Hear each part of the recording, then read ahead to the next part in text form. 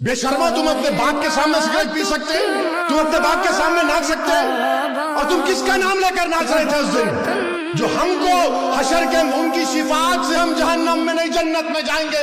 नौजवानों, तुम क्या गले में गिर रहे हो? बर्बाद हो जाओगे तुम अगयारों की तहजीब को अपना रहे हो। तुमको फख्र नहीं है तुम मुसलमान हो? तुमको इस बात का इत्मीनान नहीं है कि मैं मोहम्मद सल्लल्लाहु अलैहि वसल्लम का उम्मती हूँ? तुमको इस बात का गुरूर नहीं है कि हम जब तक ला इलाहा इल्लल्लाह मुहम्मद रसूलुल्लाह बोलते रहेंगे उस वक्त तक दुनिया में क़यामत नहीं आएगी। अब आप सब मुझे बताइए कि ओवैसी साहब ने क्या गलत बोला है।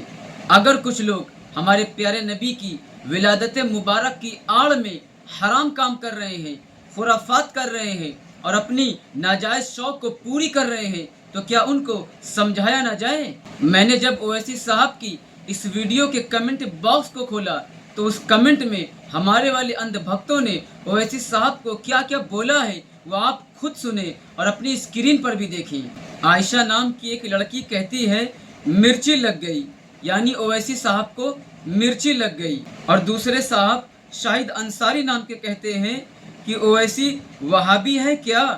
और आगे भी देखिए कि कुछ लोगों ने कैसे ओवैसी साहब को, ओवैसी साहब की इस अच्छी बात की वजह से ओवैसी साहब को निशाना बनाने की कोशिश की है। और दूसरे खान इश्तियाक ऑफिशियल नाम के एक साहब हैं, वो ओवैसी साहब को कह रहे हैं कि ये नेता नहीं मुफ्ती हैं। मेरे दोस्तों, अगर इन अंधभक्तों को कोई सही बात समझाता है तो उसको तुरंत वहाबी देवबंदी बोल देते हैं, मगर सच और सही बात सुनने को तैयार नहीं होते। मेरी बरेलवी उलमा से गुजारिश है कि आप अपनी आवाम को समझाएं और उनको सही दीन बताएं।